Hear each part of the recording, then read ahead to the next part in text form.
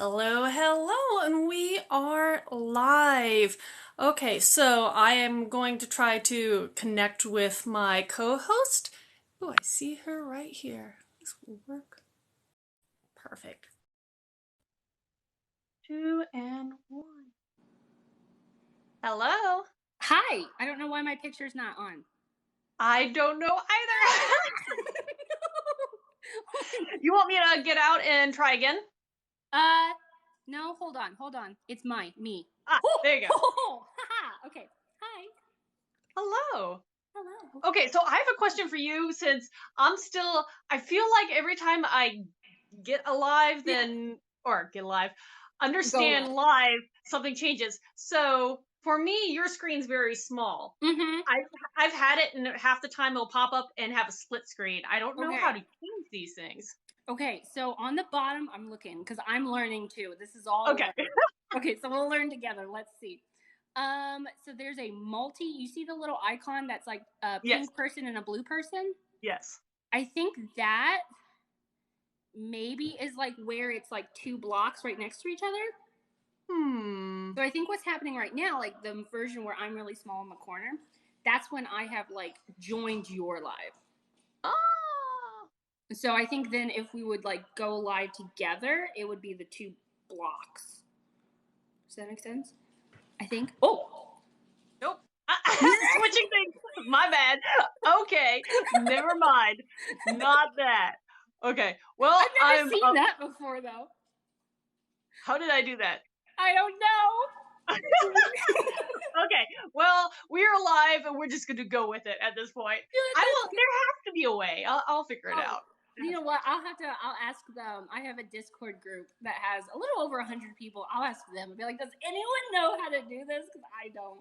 Maybe someone. Please let me know, because it's so strange, because I'll invite people. I'm excited to meet you because I love watching, your posts. You're so bubbly and so vibrant, and well, there you go, the vibrant blueberry. Yeah. And so bubbly, perky. But plus, you love everything books, so that's cool too. I do. So mainly, if you want to go like genres that I love, yes, overarching is fantasy. Anything fantasy, usually I'm like, yes, love it. Yes. I do read fantasy romance. I read dark fantasy. Which your book is, which I read your book because I was like, we're going to be prepared. I literally I was like, okay, what's the quickest way to get one of her books? And I was like, I'm joining Kindle Unlimited. We're paying for it. Let's do this. So I was like, okay, because then I was like, then I'll have her options. I can read whatever book. And so I chose your Guardian Speaker Volume 1 to begin with. Oh, well, I'm so glad. Yeah, I didn't want to like come in here and be like, oh yeah, I've not read any of your books. I was like, well, that's no fun. I was like, I'm reading one of her books. So I did. Well, you must be a fast reader, because I feel so bad because I want to read everybody's books, especially a lot of people I've talked with in the past, and I'm a slow reader. Plus, I have very little time to read in a day. I do try, but very little time. And so this past couple months, I've been on the same book for 2 months, and I'm like, man, I'm such a slow reader. What book is it? It is the third book of the Wheel of Time, so the Dragon Reborn. I'm actually really enjoying it. Okay. But it's just I have not had time these past couple months. I feel that. So I usually am a slow reader. Like, usually it takes me forever to read a book. I will openly admit that. I'm not a fast reader, usually. But what's happening right now is last week, so I'm in my final week of college until I'm completely done. Yay! Okay. I know! So I'm almost graduated, so there's a bunch of things I've been having to do and for these classes and whatnot. So I've been super stressed.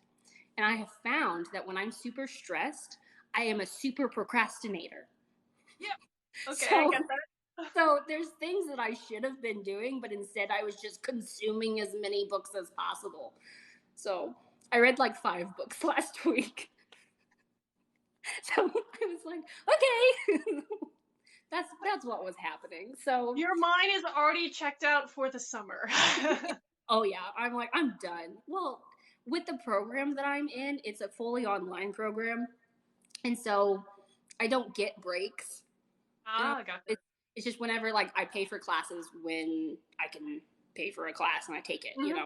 And so there's not, like, the structure is a little quasi. So last week I was super stressed. So instead of actually doing what would make me less stressful, I just escaped into books. So that's what I did. They are meant to be an escape, but, you know. I mean, I got everything done that I needed to get done too, but. There you go. So it was a win-win. So. Yeah. I am not a procrastinator. I am the total opposite end of the spectrum. It stresses me out to not do everything right away. Yeah. And because of that, I also have a bad habit of taking on too many things because I do everything right away. Yeah. And then all of a sudden I'm like, where's my free time? Where's my sanity? Right, it's gone. Where's my reading time? Right. I'm a night owl. So most of my reading is done between the moments of like 1 a.m. to 4 a.m. Wow, really night owl. Like extremely night owl. It's bad. It's really bad. It's a terrible habit. It's bad. So, so I finished your book at like 2 a.m. That's when I finished it. I didn't think it was bad. I was like, all right, this is not a bad time frame. So yeah. So I'll have to write the review though. That's on my to-do list. I'm like, I gotta do that. So. Oh, well, thank you. I'm just glad you liked it. I did not expect that at all. And when you posted that, I was like, oh, that's so nice. Those things like make the day for people, and it definitely made mine. So I was like, oh, thank you. I was like, if I'm going to talk to someone for the very first time, I want to have something in common with them. And I was like, she's a writer. She put her heart and soul out in these. And I was like, I want to see it. I want to enjoy this experience. So well, I'm glad. Yeah, exactly. So I loved it. Sorry, what? I loved it. So. Thank you. Yeah. But yeah, no, and I'm glad. Well, I'm rewind myself. There you go. Okay, so I'm a physical book reader, which is funny because the book series you're reading right now is only an ebook version. And I wish I could be an e-reader since that seems to be a huge population of Book Talk and everybody are e-readers, but never gotten into staring at a book this way. I like the physical stuff. But for anybody watching who likes physical prints, they're coming out in physical versions later this summer. But that's interesting, though. Yeah. No, the reason why I approached it, and I was testing this out, I'm trying to decide if I like it, but releasing this particular series only in ebook first is because they are novellas. So as you've read, like they're not that big. No. And so I didn't want to put out lots of little teeny baby sad little baby books. Yeah. So I'm waiting to bundle them in sets of 4. So the first set of 4 will come out in a physical print volume. Oh, I just because they'll look a little better. I like meaty books on the shelf. yeah, and it's like a meaty book. No. I was intrigued. It was actually the first book that I have read that involved like Norse mythology and like Norse like I don't know vibe or environment, and I was like, okay. And I was like, there was parts where I was like, okay, I know who that is. Okay, like I've heard of that, person or that deity or, and I was like, okay. And then some things I was like, I don't know what that is. And I'm so happy. I'm so happy that you had like, you had your name pronunciations. I was like, yes. I was like, thank heavens. I was like, because it helped so much. Well, I'm glad because I'm trying to use all these, they're actual real Nordic, Scandinavian, Icelandic words, and trying to figure out how to translate what I'm hearing. So I'm like, I'll listen to audio trying to figure out, like, how do you say this word? Yeah. How do you write this word to express how to translate it in a way that people can understand all the little symbols and everything. And it's... It's one of my least favorite, I will admit, my least favorite days is we have to make sure the pronunciation guide is set day. And I'm like going on the computer being like, how to pronounce, put in this weird word. And you get the robotical voices, you'll get the people just trying to read it in, their own way. And I'm like, I just want to know what they actually sound like. Yeah. And how to transcribe that. And I loved that you had like almost kind of like a glossary where it was like, okay, well, this is a definition of this word and this is what it means. Like, because that helped so, like, I can't pronounce them. Like, you know, the animals and things that like. Yeah. Fougere. Like, yeah. Yes. And see, but that's what I love about reading though, because when you're reading something like that, even if you can't pronounce it, like your brain will be like, oh, and it'll connect, like, okay, that's that thing. And then like, you know it. And that's what I love. It's like, that's why I don't like reading out loud either. I can't say this. Yes. Now, as a writer, the opposite is when you read aloud, you catch a lot of little errors, but you also know your name, so hopefully, so it's not as much an issue. Versus reading aloud someone else's work where you stumble across. Yeah, I mean, like I applaud everyone who's like a book narrator. Mm-hmm. Like I could not do that. I couldn't do it, and so it's like those who can do it. I'm like, yes, bravo, you are amazing, because that's something I can't do. I'm terrible at pronouncing words half the time. Yes, I don't blame you. I write. My jokes are like, I write, but I don't spell. Yeah, it's like, this is what spell check is for in an editor. Yes, I write, but I don't pronounce, okay? Right, yeah. And so, I mean, I am haphazardly trying to write my first book right now, too. Yay! You know, and so it's like, I mean, I read out loud like certain parts and everything, and then, you know, like you just said, I find mistakes. And I mean, it's crazy, like little mistakes. And so you hear, like, you kind of get to know how you're voicing what you're writing. And so then it's like, oh, that doesn't sound right. You know, it may look right on the page, but it did not sound right for like that character or for that scene. And it's like, okay, you gotta fix that. But I mean, it's just, it's been fun to try to do that. So now, what kind of genre are you writing? Because you were talking about fantasies, like one of your favorites, and then there are all the subcategories. So, how would you describe your work in progress? Okay, so my work in progress deals with many known like magical creatures. So I mean, but the main focus for the book is going to be fairies and fae. Aw, yeah. I just love them. You know, it's like, so that is, I have 43,000 words right now. Oh wow, yeah, you're getting there. Yeah, it's getting there. It's getting there. The goal is like 100,000. So we're almost 50%. And hey, so, that's exciting. I know. So it's not. I think it's going to be a mix between a just darker fantasy, but it's not going to be spicy. Okay. I don't write spice right now. I understand. There are a lot of people who love it, but it's not my thing. I don't think I have the strength to write it. So I'm like, no, that's fair too. Not going to happen. But I read it. I mean, I don't have anything against anyone who reads it, because I do. There are some books that I enjoy that are spice related. But I think there's going to be a little bit of romance, but definitely like fade to black, nothing too bad. Because I want the book to be, because I don't know if it's going to be YA. Okay. I'm kind of leaning towards maybe a new adult. That's what I started with. My first series was new adult, just to kind of figure out the waters and then yeah. So, you know, but I want it to be, you know, where a lot of people could read it, of like a varying age. So like it's appropriate, it's, you know, everything, but it's still, you know, it's still intense. There's a little mystery because you got to figure out some stuff.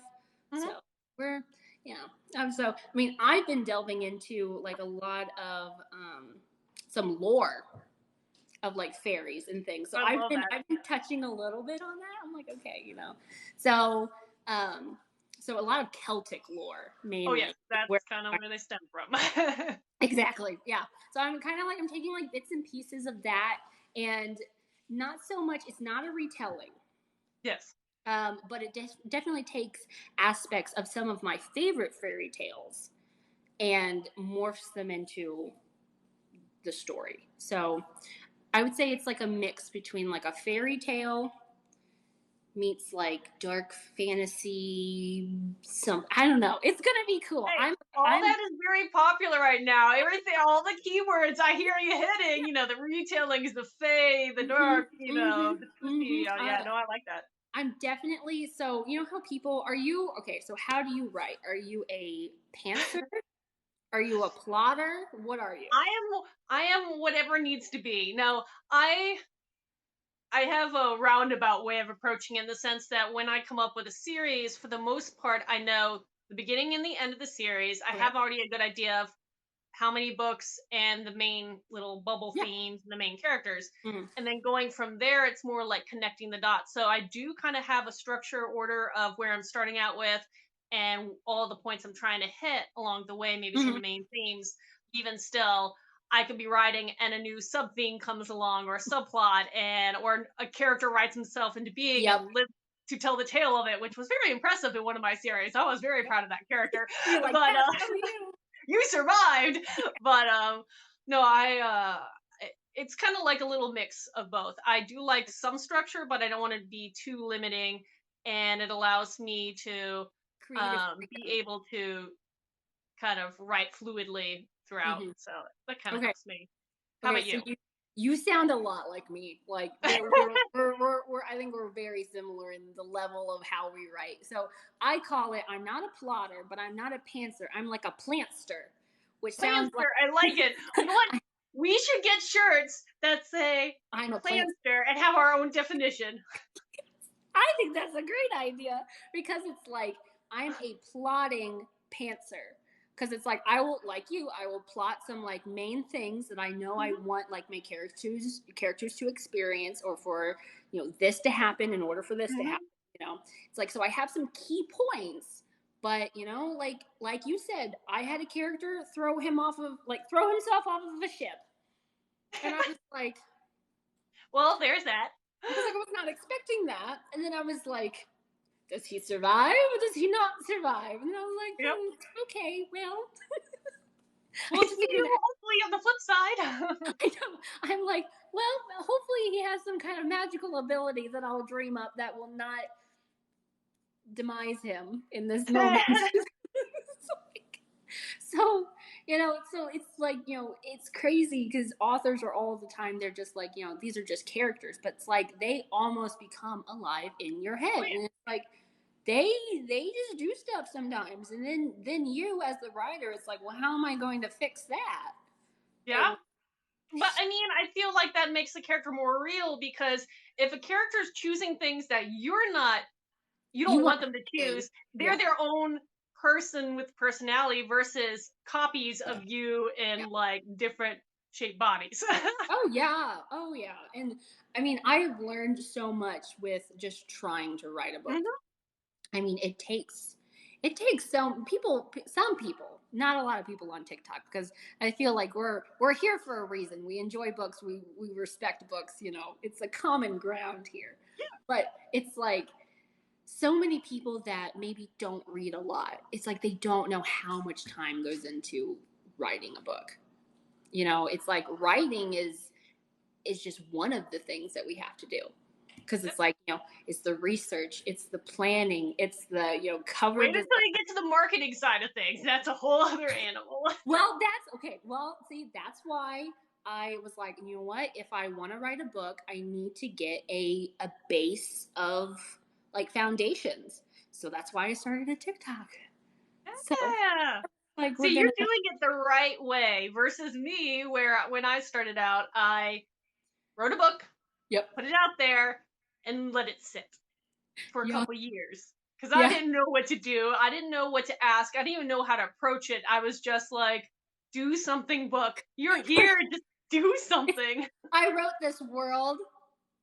Do what you will. And then, I totally understand that. And so I was like, if I want to do this, I need to put myself out there. I need to meet the community, let the community meet me. And then,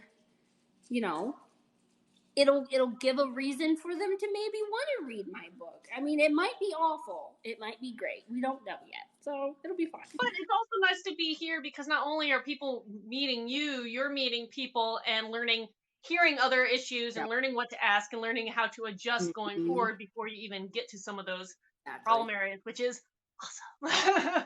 I know. Kudos to you. And like, and so I love asking questions to people, and so my structured questions are on Wednesday and Sunday. Sometimes they're silly questions, sometimes they're book related questions, and sometimes they're questions that I'm asking because I need to know for marketing purposes.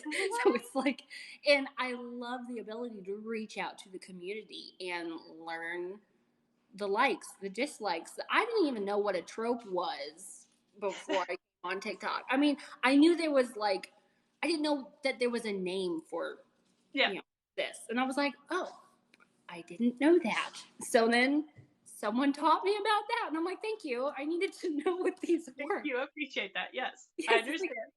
Because it's like, I didn't know. I don't know what those were. But now I do. So, all right, So there's a lot of things in the works that I'm thinking, and I'm like, okay, we need to slow down. We need to actually write the book first. It's like, that is a big part. It was like, the actual doing it, but with you and graduation around the corner, take your time, and then you can get back into it. I think too, it kind of helped because I do have my own small business. It's a very I craft and I sell my crafts. So what do you craft, may I ask? So I do mainly sewing things. I love that. So I make children's stuffed animals, and I make dog bandanas, and I do some jewelry. It's not very fancy jewelry. I'm trying to do maybe some embroidery pieces that are really small and that can go on a pendant necklace. So kind of very Victorian vibes. I love the Victorian era. So so I was like, if no one likes them, I just like them, so it's fine. Do you have an Etsy shop or something for your? I don't. I only sell locally. I tried Etsy, and I was like, we're not there yet. So I just do the little crafting thing. I do local festivals and fairs, and so it's fun. I do farmers markets, that kind of stuff. So that's what I do right now. So. Yeah, see, outside of writing, I'm a painter, so I understand doing those markets. I've done that bracket and all that, so I remember. Oh yeah, I mean that taught me to be able to talk to just about everyone. Yeah, I mean honestly, because I started this crafting business maybe when I was senior year of high school. Okay, it's been a moment. Yeah. Well, So I was like, okay, I want to do this. I'm like, okay, and I mean, through this little business, I've actually been able to pay for my college. So that is so neat. I know. So I don't have any student debt. Everything paid for. It's crazy. That was where would you the fancy snap? Yeah, there we go. Yeah. So I mean, it's taken a hot minute, but we got it done and we got it accomplished through this just little local crafting business that I've done. So I think that has helped me though in a way, prepare for something like this. It's like I'm kind of an introvert. I wouldn't. Okay, that's actually shocking to me because the way your personality is, it's just so right here. I know. It's because I've had years of practice. Personable, but not a people person. Yes, personable, but not a people person. Oh, okay, fair. Okay. I understand. I know some people like that. It's I love people now. Yep. Individually. Yeah. I'll be your best friend. Yes. Absolutely. But public speaking, oh my word, help me. I can't do it. Fair enough. It can be very overwhelming. Yeah. So I mean, I feel like the business side of the little crafting business prepared me to be comfortable talking to people. Because I mean, if I would have looked back and it's a few years ago, could I have done this? Absolutely not. So I'm like, you know what? It was all in the plan. We're good. We're figuring it out. Well, no, I understand. It's always hard to make that step, extrovert or not, sometimes to put your heart and soul, especially when you create something as either a craft or a book, and be like, buy it. Yeah. Love it. Please. Yeah, and it's like, it's like sometimes people are not going to like what you make. People may not like what you write. But for every person that doesn't like it, there may be, 2, there could be 3, there could be more that people that will love it. So you always have to look at both sides. It's like, just because one person doesn't like it does not mean that it's bad.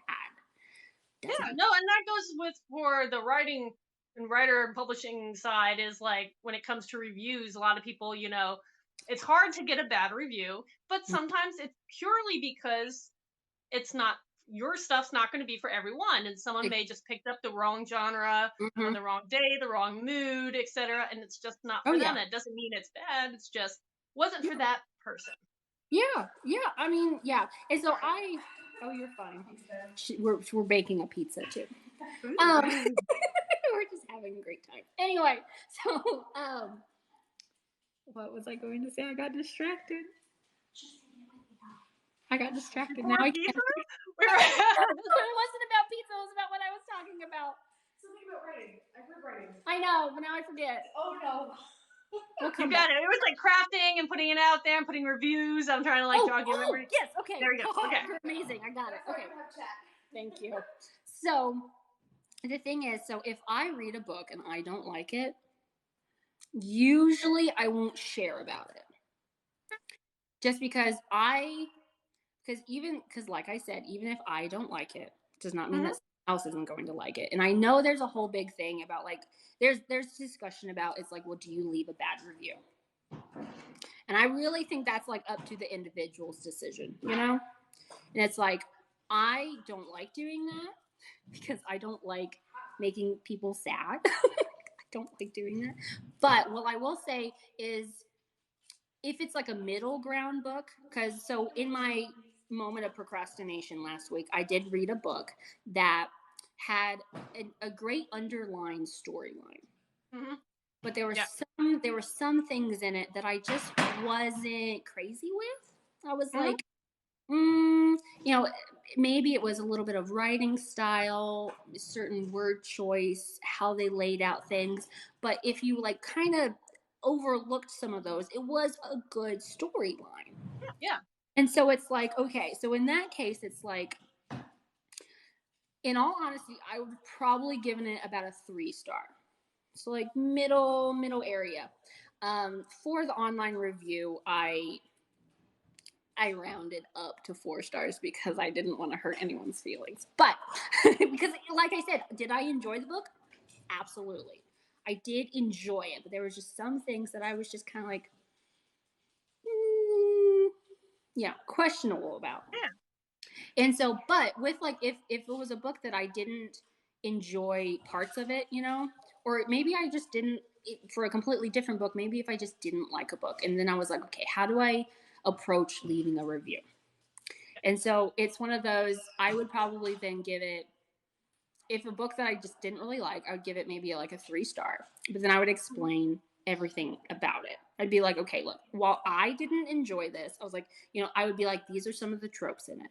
These are kind of some of the main key points that are in it. And it's like, while I didn't necessarily enjoy it, if someone does like these tropes, or if someone does like these themes, then you'll love it. And so it's like, if I don't enjoy a book, I try to find what is good about it that people would enjoy, and then that is what I will explain mainly in the book. So that's what I do.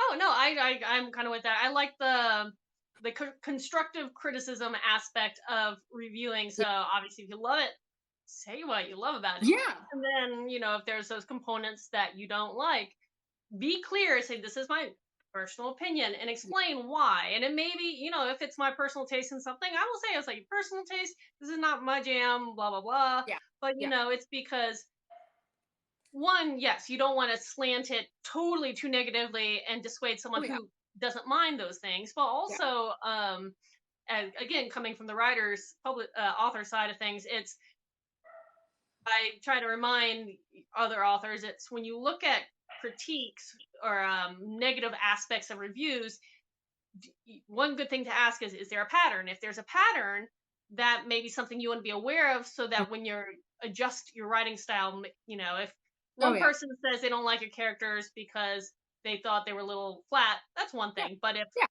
of them do, maybe something to pay attention to. So the next book you can work on that. So it's not a bad thing to have a critique, as long as people know to critique in a way where it's, I like to word it something like, I didn't like this, I would have ... Yeah. The dogs need to go outside. Oh, doggies. My friend is helping me. Thank you, Celia. We appreciate you. So, yeah, exactly. I mean, because do I think that some criticism is important for writers? Absolutely. Because that's what makes us better. I mean, that's what makes us better. I mean, even what I'm working on right now, there is one person that has read so far everything that I have written in it. Not you. Yeah, no, I know that. She has a copy of it. She hasn't read it, though. That's okay. We're not. Yes, she's perused it. It's fine. Anyway, but there is one person who has read the entirety thing, and it's actually so my friend and I, we went to the same high school, and one of our past English teachers, I am friends with her on Facebook, and I sent her my story, and she has read it, and I'm just like, aww, it's really nice. I was like, I appreciate, but then it's like, I think she's being too nice. So, it's one of those things, you know, where it's like, I think she was a freshman English teacher, so it's like, she's just a wonderful woman.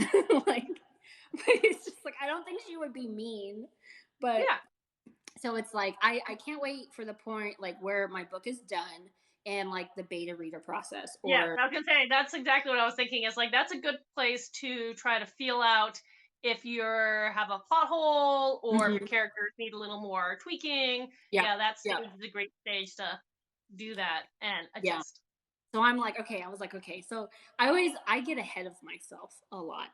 So it's like, I'm thinking about all these things, but it's like, again, I have to take a step back and be like, no, I have to finish the book first. You know, and it's like, I can't wait for this to happen, or I can't wait for that to happen. Well, it's like, well, that's not going to happen if the actual story is not written. So, I don't know about you, but how I like organize my thoughts when I first get an idea for a story is I get like a journal, and then like I put any details that pop into my head, I put into one of these.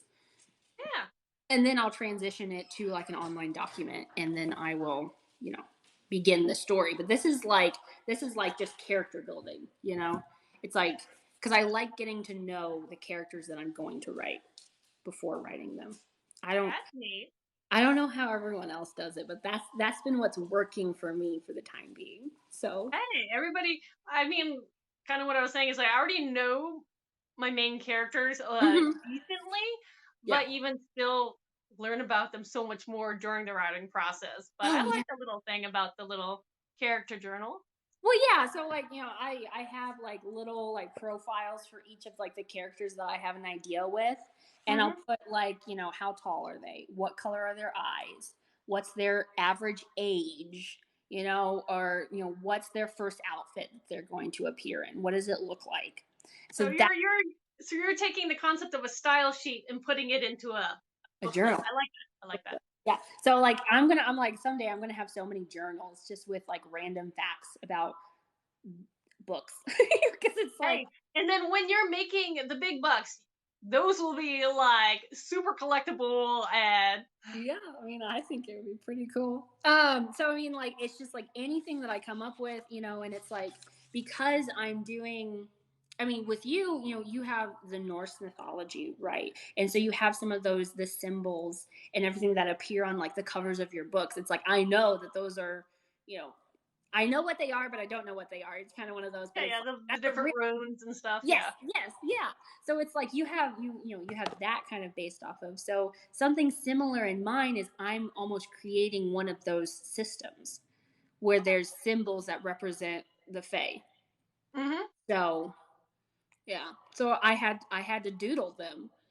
I love that. Make them up, and so I was like, so I have 3 or 4 pages just with a bunch of thingies on them. It's like, well, that's going to be part of my story. So. No, yeah, like so since I do have 3 series, obviously you were talking about the Nordic one. My young adult one, my multiverse based portal fantasy, I have 12 different worlds and that have magic, and each of them have different dimensions, etc., so on. But one of the worlds is the world of the Fae. And so I love each of the worlds have like based on different mythos and kind of and stuff like that. So when you were talking about meshing different animals and everything, I'm like, oh, I understand. I understand. So I have a whole world of the Fae, but the thing is, and I won't lie to people, it's the one obscure world that no one has ever glimpsed yet. She was forced to travel to all, and then a weird rule prevented her from going to the world of the Fae in the first book. And so I'm kind of toying along the fact that there is this whole world of Fae there that exist.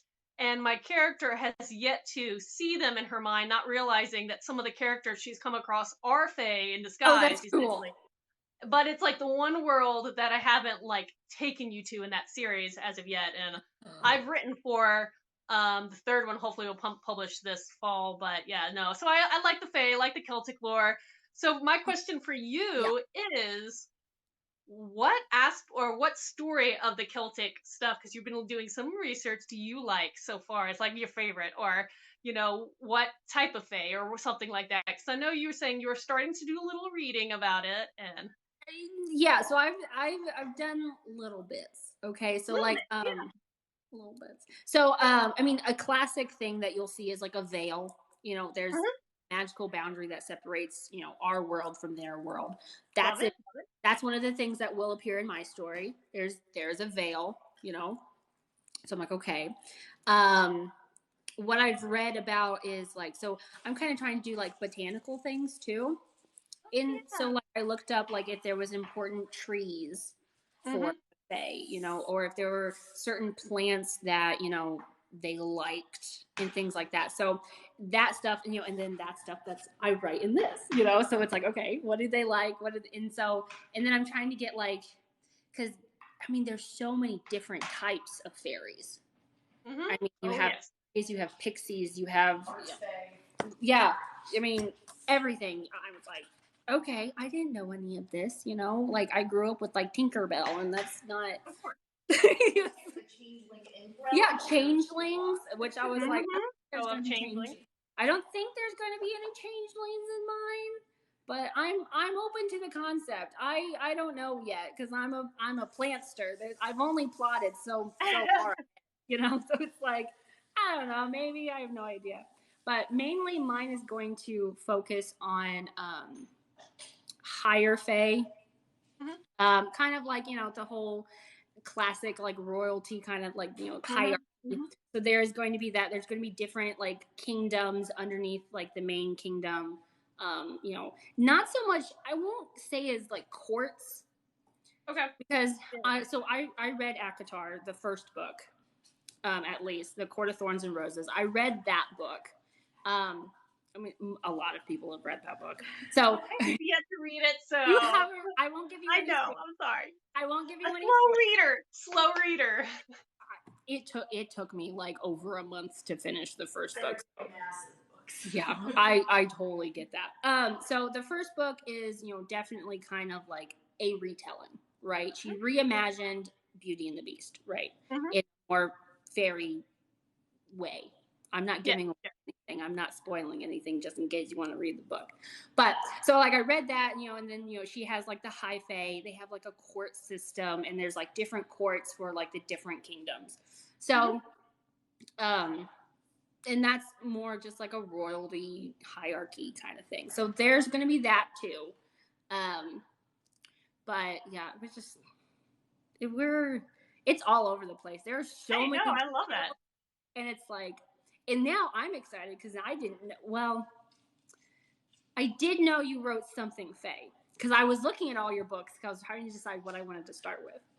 And I was they're all across the fantasy board. But I love it because on Kindle Unlimited, I got 2 of your books. So I did The Guardian Speaker, and then I started your first book. I see it in the background. It's the blue one. Yeah, okay, so that's my shifter, my new adult shifter fantasy. That was my debut series right there. Okay, so I have the first one of that book. I haven't started reading it yet, but I was like, it gave me. I remember when I was younger, maybe like 5th grade, early middle school, that there was like a book series called like Metamorphosis or something. Yes. Funny thing is, I never read those, but I know exactly what you're talking about because I remember the covers were very striking. Yes. You know, it'd be like this little boy. Oh, I can't remember what it was, but something like that. Yeah. Yeah.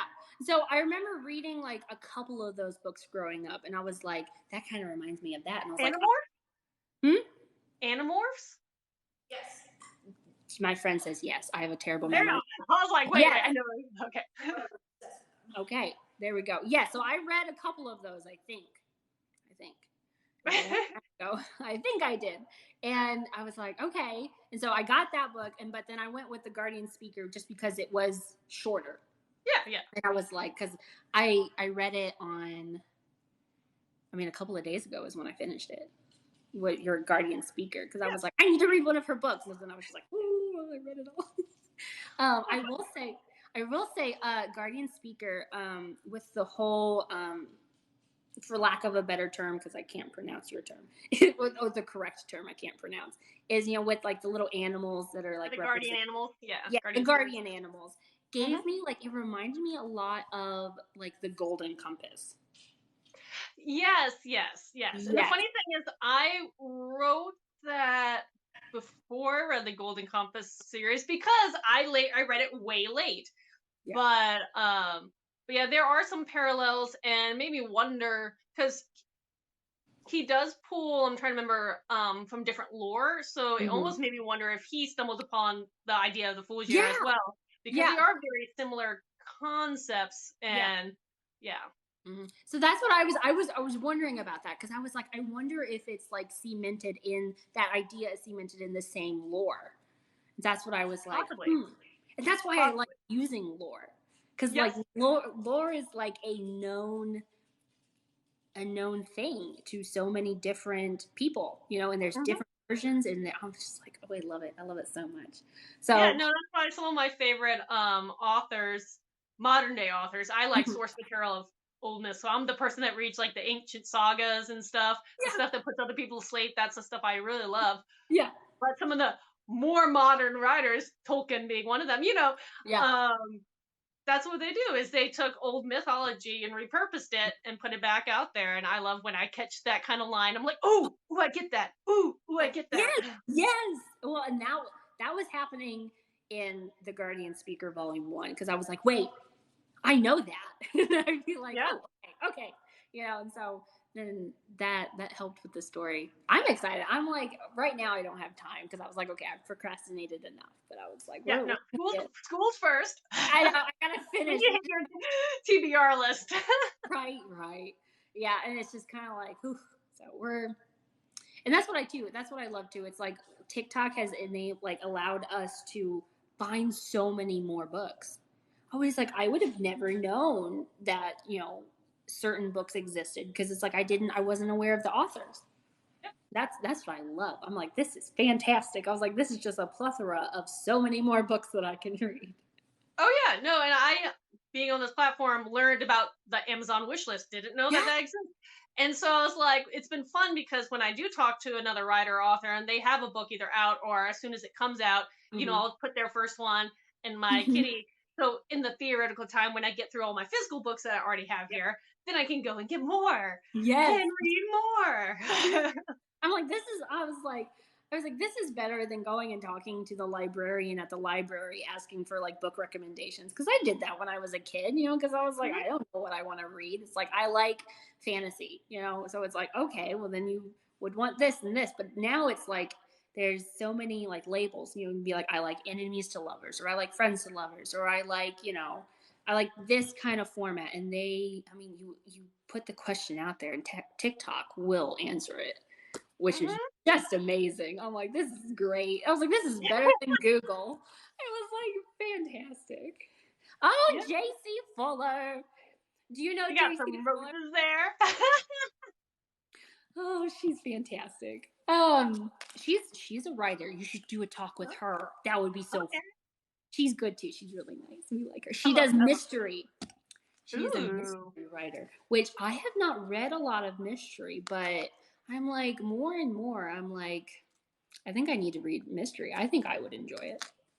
See, I feel like I agree in the sense that I automatically go to the genre that I like. But when someone gives me something outside my genre, I do like it too, and I'm like, oh, I should read more of these. And then Bad Habits or whatever, go back to the genre I like. Yeah. But mystery, I'll admit I have seen a lot of movies or TV series that I've enjoyed that are mystery that were originally books. I haven't read the books.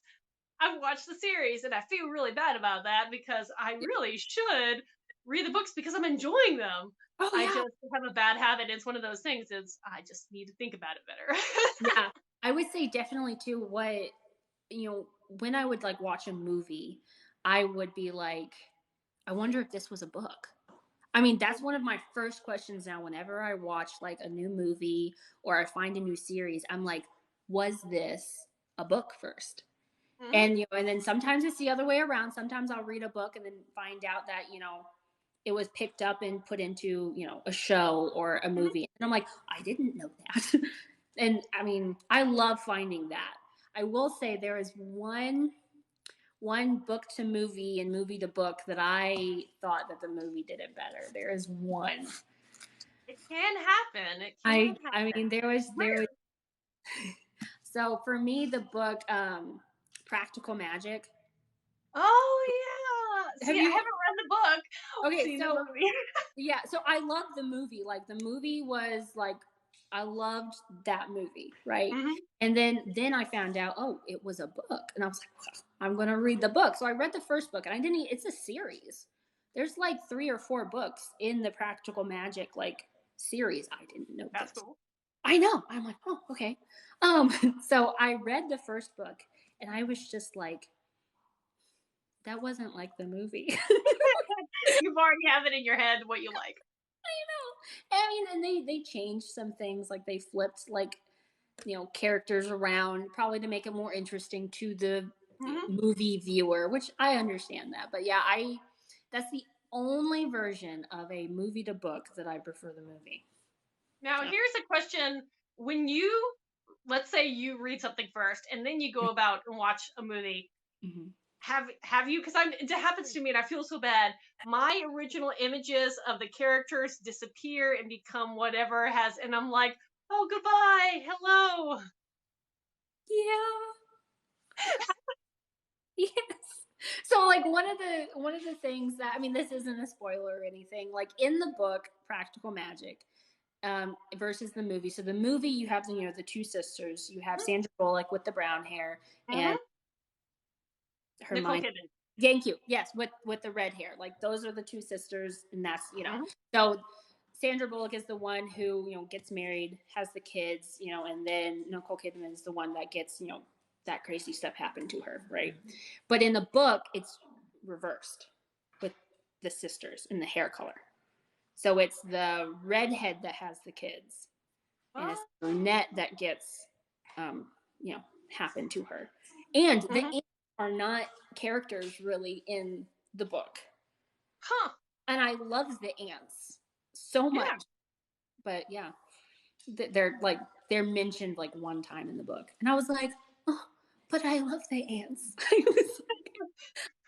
You created a character. Now I want you to stay. Yeah. I was excited. I was like, okay, we're going to get the ants. We're going to have the sisters. No, they like appeared. They were mentioned like once in the book. And I was like, oh, that's disappointing. I mean, I hate to say that, but it's just like, oh, okay. Yeah. No, I definitely understand, but it's always interesting because even still, and there is that kind of discrepancy between, translating one way or the other, and people are very opinionated about it. So, yes. But even still, when you fall in love with a book, you're like, I want to now see you on the screen. Yes, and it always, it's just a setup for disappointment. I I mean, it is. I mean, like, I was listening to one of the other TikTok authors, and he was saying something about how when he hears an author wanting their books turned into a TV series and movie, that actually terrifies him because there are so many there are so many reasons why he's like, I'm not sure about that. I will admit, I would love that. I would be like, yes, throw me that movie money. I want to see my shifters, jump around and transform. I want to see my Viking characters run around with shimmering, spirit animals or portal jumping through a multiverse of fantastical creatures. I would love to see that. Yes. Now, will I be disappointed? Most likely. But do I want to see it happen? Yeah. It's just like, it'd be cool. I mean, and like that's too. It's just like so many people. I know. Have you ever read the Percy Jackson series? Watch the movies. Okay. Sorry. It's okay. My friends over there like, oh. It's okay. That was my fault in the sense that I went into the movie not realizing it was a series. So, and I just have not gone backwards on that one. But yes. Yeah. I've seen the 2 movies Okay. So the usual the usual people love the books. Movies did not do them justice. Like at all. Yeah. Like the books are fantastic for what they are. Like they're good. And I think they're doing a new version. Someone and in production right now. It's in production right now. They're redoing some of the. Actually, he was there for the casting. Oh. He's very involved instead of the last time where he was not. The voice from the beyond. So here we go. Just incredible because he's actually involved with the process this time. The rights weren't just sold off to Disney. I like that. So the author is going to have involvement. Fully endorses the cast. That's what I like. I like that. See, that would be my deal. Is I want that J.K. Rowling in the sense. I don't care how you think of her as a person, but the fact that she was so hands-on in her development process of the movies, that's what I want. I want that. I feel like that's what makes it good. Is when you have the actual creator of the story be involved with the production of the film or series. Let the director and the DP do their thing. It's the movie good, but just make sure the story is there. Yes. I mean, will you lose a little bit control? Maybe. Yes. Maybe certain scenes are going to be cut, but I still think it's great to have an author as guidance in something like that. Oh, yes. They're literally the creator of the world. So, I mean, if you have a question, you could just ask them. Yep. Oh, now I want to take the conversation 2 different ways. So, talking about redoing something that's already been translated, Lord of the Rings. Yes. And I don't know how I feel about that because I actually enjoyed the movies in their heyday, and I enjoyed them because they were my big introduction to Tolkien. Okay. When I was a child, I probably read it way too young and didn't get it. So seeing them go alive, it helped me a lot more. Now, if I go back the other way, it may be different. But, I just don't know how I feel about it now being extended into this giant series. Yes. So I have a very opposite opinion on Lord of the Rings and The Hobbit and everything. So usually everyone is a Lord of the Rings fan and they don't like The Hobbit. I'm the opposite. I love The Hobbit. I love The Hobbit, and I don't like Lord of the Rings. Well, fair enough. I know. That's usually my opinion.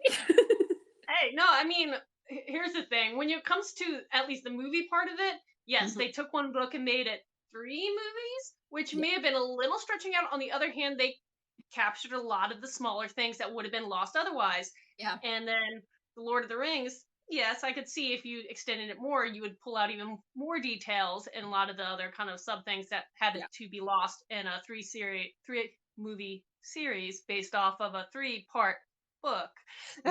Yeah. It's just like, and I always go back to if I want to watch a movie in, the Tolkien, I will always watch The Hobbits first. And that not just because it happened first. No, I'll just watch those, and I won't even watch Lord of the Rings. There is a dragon. That's all you have to say. Exactly. Like, do we need any more? I love dragons and stories. Okay, well, so there was, I think it was a British group. Mm-hmm. Maybe you've seen it before, but they were movies of both The Hobbit and Lord of the Rings that were animated movies way back in the day. Like, I'm talking about like maybe late 80s, early 90s, maybe mid 80s, but they were like animated and they were kind of odd animation, but I grew up with some of those and I thought they were creepy and cool. It was a very long time ago, and it was a complete mistake of how we got one of those cartoon versions. But we did get one of those thinking that it was not a cartoon version, that it was like the real version. No, it was cartoon version. And we were like, what is going on? We were very we put it on. We were like, what is happening? So I did watch one. I can't remember for the life of me which one it was or anything like that, but I have seen the animation version of something. I remember it was like Lord of the Rings, and it was cartoony, and we were really confused. And I was. Yeah, well, okay, especially after the live action came out, that would be very confusing. Like, I mean, I saw them like before the live action, like, and again, it's been so long ago that I can't really remember the details, but I just remember they exist. Yes. I just remember it was very like, I was just like, what is going on? What is this? It was funny. So, I mean, I've seen little bits of everything. I mean, I love old films or like musicals. I love musicals. So, right now, something that's popular, I think is popular, is Bridgerton, for instance, right? Mm-hmm. I tried watching the first episode just yesterday. I haven't watched it. I tried watching the very first episode of the very first season. Maybe I just wasn't in the right headspace, but I was like, I don't want to watch this right now. No, I didn't even finish the first episode. And I kind of feel bad because so many people like it, but I was like. But it may not be your mood. I mean, it's not fantasy if your mood's fantasy. It's not dark if your mood's dark. It's romantic drama. Period romantic drama. Yeah, I mean, I'll probably give it another. That's the whole thing. It is modernized, yeah. Modernized period romantic drama. Yeah. So I'm like, I don't know if I like this or not. I haven't decided. And I love me some Jane Austen, so I don't know if I can. Oh, she loves. Yes, my friend Celia, she loves Jane Austen. I have not read any of her books. That's one of my sister's favorite authors, so I don't know. I have not read many or much of Jane Austen, but I have, again, I do watch a lot of movies. I've seen probably every rendition of every Jane Austen because my sister loves that stuff. Yeah. See, like, I haven't even seen the movie Pride and Prejudice. I told you. I know what y'all are doing later. No, we're not. I'll kick her out of this house. We are not watching that. The closest I have, this is embarrassing, but I'll say the closest I have ever watched movie-wise of Pride and Prejudice was that version of like Pride and Prejudice and Zombies. I'll allow it. It was probably not the best one to choose, but hysterical. I watched that one. I haven't watched the actual. That was also based off a book, Pride and Prejudice and Zombies, not Jane Austen, which is based off of Jane Austen. But yeah, there's a whole series, Pride and Prejudice and Zombies. Something, it was a sea monster one. I don't remember. They're all based off like classic books. I didn't know that. See, you learned something. There you go. Bookish fact of the day. Books inspire, movies inspire. I did not know that those were originally books. See, now you know. Plus, I will say you should look up the covers for them because their covers are pretty fantastic. Oh, really? Okay. Because they look like the old Jane Austen, kind of hand-painted, but then the woman has like half a zombie face. Oh. Yeah. Okay. Pretty entertaining. Yeah, this sounds entertaining. I will have to look those up. Usually I'm not a like end of the world zombie anything like that. Okay. Like post-apocalyptic. I usually don't like those kind of books. I have never read The Hunger Games. So. I read them in their heyday. I never read a lot of the ones that came after. But so like again, never read the Divergent ones, and they were really popular. I did do Maze Runner, but you know, but yeah, post-apocalyptic wasn't necessary. I like the high fantasy. You could throw a high fantasy in my way, I'll be like, yes. Thank you. Yeah, exactly. So it's like that is my cup of tea. Yeah, I never read. I've not read Twilight. I've not read Divergent or Hunger Games or Maze Runner. Now, I know some people have their opinions, and everybody has their opinions. This is fair. Yes. Sorry, I don't want to offend anybody. When it comes to Twilight, I did not read it when it came out. Okay.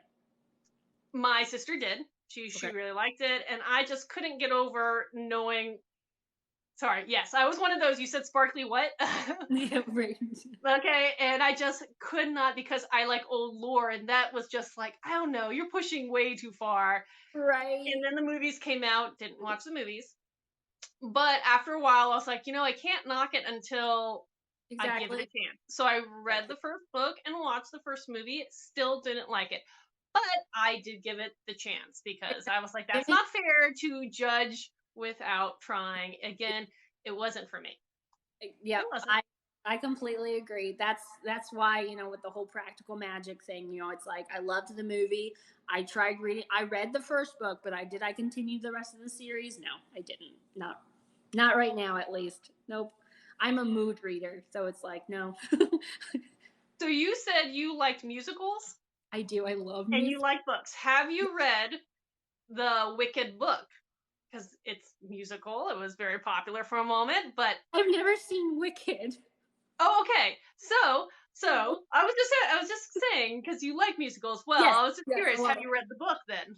No, I haven't. I didn't even know it was a book. Again, I didn't know if it was a book. Oh, well, she hasn't read it either. So, well, the book, I will say, is definitely for adults, and it was either new adult or adult. It's dark. The musical is a lot lighter. Okay. The book itself is definitely darker and more mature in scenes. Okay. So pre-warning if you so choose. But okay.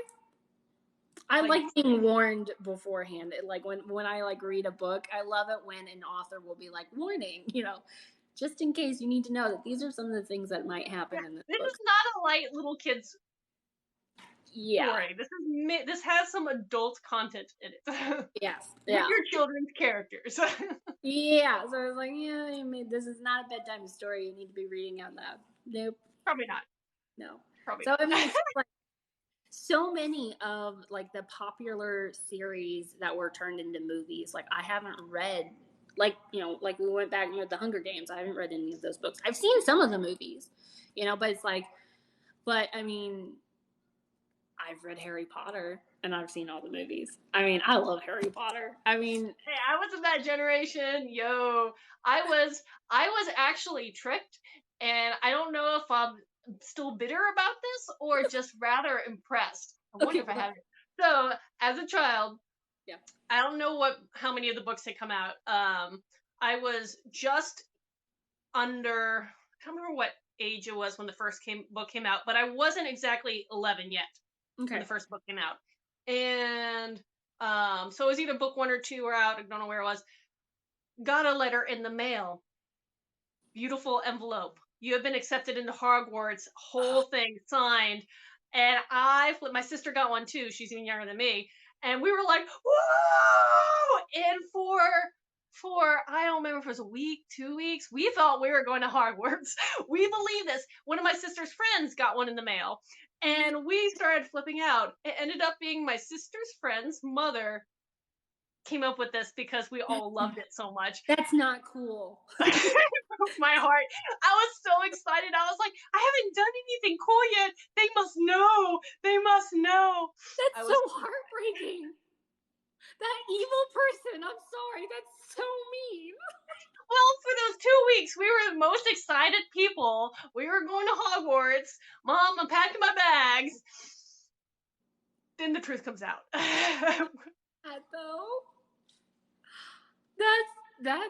That's emotional trauma. That's what that is. Moly.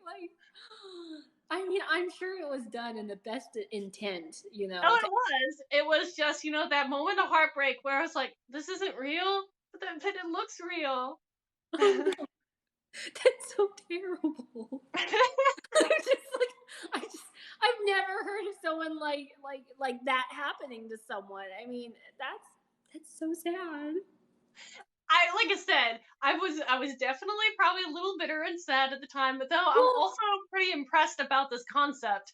And for those 2 weeks or whatever it was, man, I was going to Hogwarts. I was ready. Give me my owl. I'm gone. Yes, right. I would get an owl. Do I want a toad? No. No. I want an owl.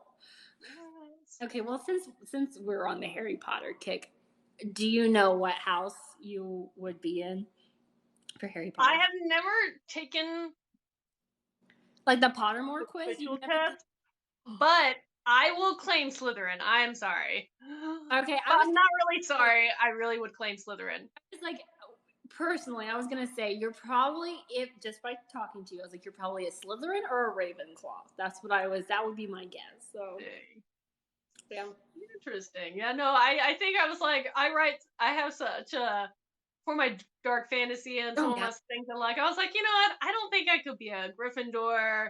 I definitely don't see myself as a Hufflepuff. I respect Ravenclaw, but I'm totally Slytherin. Green's my favorite color. I'm the year of the snake. Come on, guys. Oh yeah, I was supposed to be there. My sister's a Slytherin, so I get it. Oh, so another growing up a few years back on Harry Potter, my sister actually got her master's, essentially what they translates to master's here, at Oxford in England. And when because that's where Harry Potter's based off, and the college does have different houses. Essentially, the university has different colleges. Yeah. And my sister's college, Green Templeton, is Slytherin. That was their crest, with a green snake. And I was like, oh, you're not Slytherin, I'm Slytherin. So I just started gifting her for like her whole time. I just kept giving her more and more Slytherin stuff. She's like, I'm not Slytherin. I'm like, but you are now. You are. Join us. That's fantastic. Like, I razz my sister all the time too about her being a Slytherin. I am not a Slytherin. I'm a Hufflepuff. Honestly, I could have guessed that. Yeah. Or I was like, well, Hufflepuffs are great. But I would definitely be a Hufflepuff with a Slytherin best friend, though. Yes. So, I mean, yeah. See, there's someone here on TikTok, maybe a Harry Potter talk, or I don't know if there is such a thing, probably is, but who creates those little vignettes, and one of them was, Slytherins, if you've lost your Hufflepuff best friend, go find them. And I was like, oh my god, that is great. Yes, I would totally have a Slytherin best friend. Like, it's happening. It would totally happen. All the adventures. I mean, the sneaky Slytherins. Yeah, sneaky Slytherin. You think I'm a Hufflepuff, and then you find out how. Yes, like, it's like a nice Slytherin where, like, outside they, like, look really nice, and they're like, but really they're sneaky, and they're just like, nope, you're a Slytherin inside. That's what you are. That would be my friend. I'm like, yes. Well, if you like looking into weird lore, start checking out some of the stuff, like, where Rowling was inspired, because some of her, where she pulls stuff is all different kind of fantasies. Yeah. And one of my favorite trivia, I don't know if you do trivia nights, I do, but one of my favorite trivia is that the house elves of Harry Potter are inspired by the Fae called the Brownie. Yes. Okay. Mm-hmm. And a subsect of the Fae, which is a subsect that is of low intelligence, not very smart and bright, kind of ugly, is called a Dobby. We love Dobby. Now, the more you know. We love Dobby, though. You can't... Check out Dobby and Fae lore. It is pretty funny. Brownies and Dobbies. Yes. Like, okay, so... And but the thing is, now, she has copyright Dobby, which is really interesting, because I was like, you do know it's a actual mythology. You know what? I'll just let it go. But so I was like, I can't actually write that name in anything now. Yeah. Because she has, I don't know if it's copyright or patent copyright. I think she's copyright several different names and concepts of her world. Huh. I mean, okay. I mean, more power to her. I mean, if it's allowed, I don't know. Yeah, well, okay. The more you know. Yeah. I would say that my first introduction to like, so I tell this story a lot, but like I did not, for the first part of my life, I didn't like to read. Okay. Mm-hmm. Like I did not like to read. I did not enjoy reading. I mean, this is like as early as like third grade. So like third grade is when you start getting like those little chapter books, you know, mm-hmm. At least for me, like in the school system, there would always be like, okay, we're going to have half an hour of reading time. You know, I would not read during reading time. I would like doodle or just look out the window, you know, like I had no interest in reading. Could I read? Yes. Did I want to read? No. And third grade, my teacher actually ended up being my favorite teacher that I've ever had, was in third grade. But she thought that I couldn't read. Oh. And so she signed me up for an after school, like I-step prep reading class after school. I was a little salty about that. I didn't enjoy that. And so at one point, you know, and my mom was like, look, you dug this hole yourself. You refused to read during reading time, so she thought you couldn't read. And I was like, and so my mother put this weight of this. She was like, you have to go to the class for at least a little bit. I'm not rescuing you out of this because you did this, you know? And so I was like, you're so mean. Mom. Yeah, I was like, Mom, you're not going to help me. She's like, no, I'm not going to talk to your teacher. You have to. And so I ended up going to my third grade teacher and explaining this to her. And I was like, look, I don't need to be in the class, okay? Like, the only thing I remember from that class is one day we did a game where it was you have to write out the longest word with OW in it, okay? And that was one of the practice games that we were doing. And whoever could come up with the longest word with OW in it would get like a bag of Skittles, okay? This is third graders. Everyone in this class, I mean, there was maybe like 10 or so of us in this little after school class once a week, said bow or cow. Okay. I said window.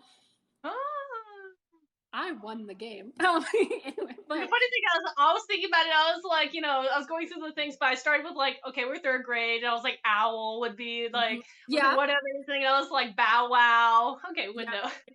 I did window, and I was like, there you go, window, and I won the game. You know, that's the only thing I remember of that class. But I went to the teacher and I explained, like my third grade teacher, I explained that I could read. I just chose not to. And then this third grade teacher made it her mission that year to find my genre of what I would like to read. Oh, yeah. It was amazing. Like she had this little book corner that she had like shelves of all these books. And she was like, okay, today we're going to try this book. She's like, so during reading time, she's like, you have like 3 days, you know, with this book. So for 3 days in a row, I want you to read this book. And then after the 3 days, even if the book's not done, I want you to tell me if you liked what was happening in the story, if you didn't like what was happening in the story. Were you interested? Were you not interested? And then from there, she found out, and I found out that I liked fantasy.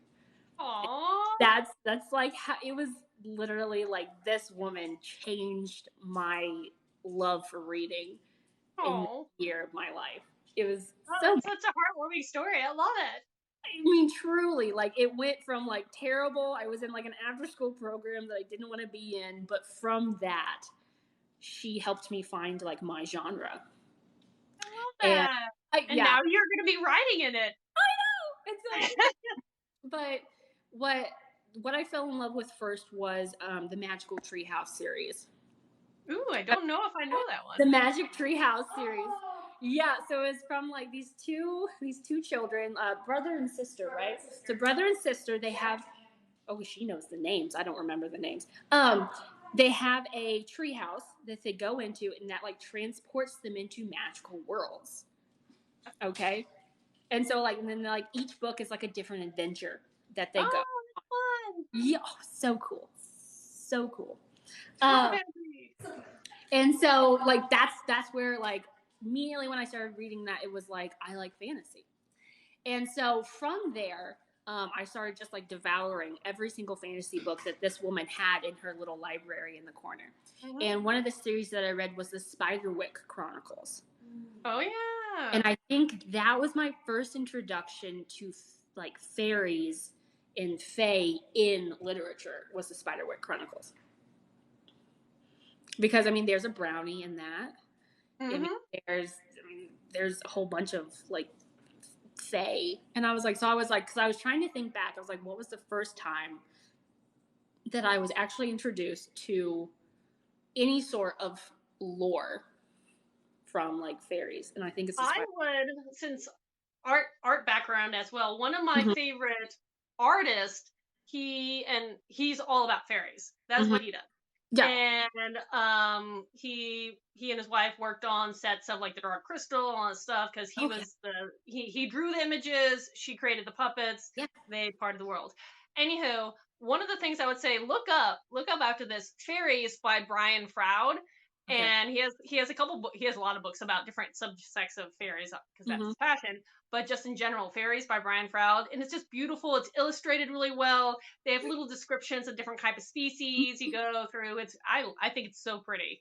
So you might enjoy it if you want one of those physical old school hardcover things. It would be worth an investment, because it's a very pretty book. I'm gonna have to look that up. I love that. Yeah. So, I mean, with like the whole like art, you know, I love the whimsical art. You know, I have this big painting in my bedroom. It's big. It's like at least 3 feet by 2 feet. Like it's a painting. But the reason I like, and it's just kind of like, there's nothing fancy about this. It's like a landscape piece. So you have mountains in the background.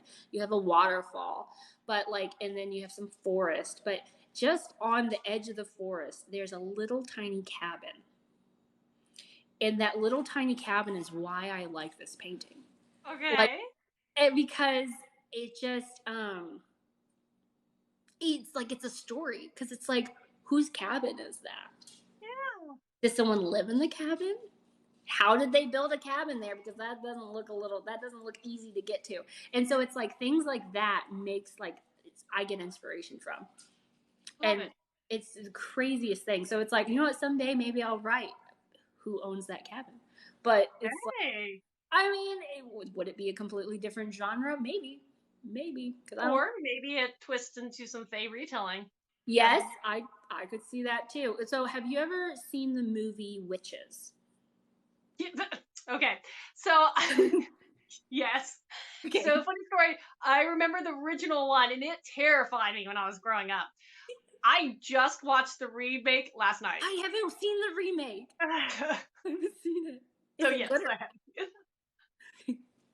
Yeah, so I haven't seen the remake. So I saw like the original movie. Okay. And you know how like they would trap children in paintings? Mm-hmm. Like the painting that I have in my bedroom has been it was my parents' painting first. And then they gave it to me because I loved it so much. And I think it's because of that movie, because I was like, was that cabin a home of one of the people that was trapped in the painting? Like from that movie. And it's like, I'm like, that's terrible to think. But like, I think that's why I like that painting too, because there's a story behind it. And it's like, that's what I love about art too. It's like, it can be the most boring or everyday scene, but there can be something in it that sparks the viewer to ask like, why is that there? Yeah. And then that just kind of builds. And I love that. I love that so much. Beautiful. I love it so much.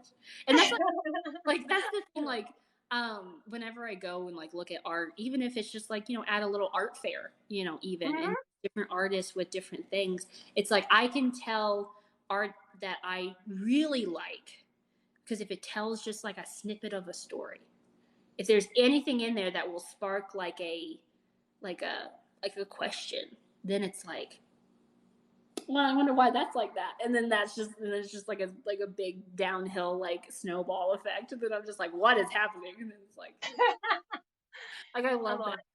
I went on your website and I saw some of your art. Oh, okay. I did. I hate animals. I know you do. I loved it. I thought they were beautiful. I'm like, thank you. I was like, she's good. I was like, she's a lot better than me. I was like, this is wonderful. Like, I loved it. And I loved how you like, you know, it's local animals too that are like in Georgia. Like, I love that. Yeah, like, well, some of them inspired because I had lived in Louisiana for the last, New Orleans area in the last 8.5 years, but now I'm back in Georgia. I'm trying to adjust as well. But yeah, I do a lot of pets, a lot of the kitties and puppies.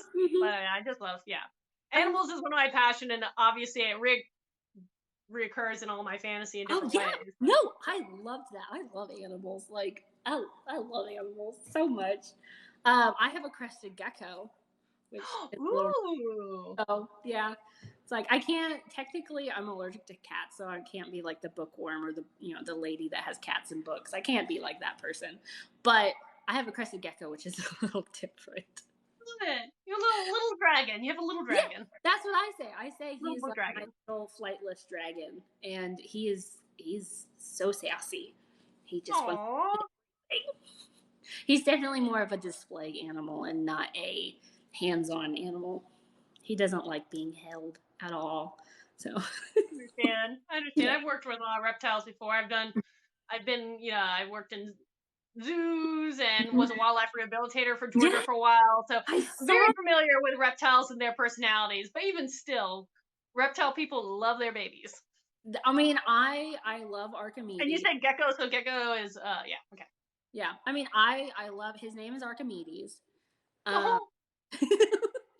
So I love Archimedes and everything, but it's like he's my very first reptile that I've ever gotten, and I've had him for over a year now, and I did a whole like bioactive enclosure with plants and all the cool stuff, and like I did my research before getting him. Yeah. But it's like knowing what I know now about crested geckos, would I have gotten a crested gecko as my very first reptile? Maybe not, but he's stuck with me for like the next 20 years. So we're just gonna. You're gonna be good friends. You're gonna be good friends. Yeah. And I named him Archimedes. I mean, yes, we have the Greek mathematician, named Archimedes, but that's not who I named him after. I named him after the owl in Sword of the Stone. Yeah.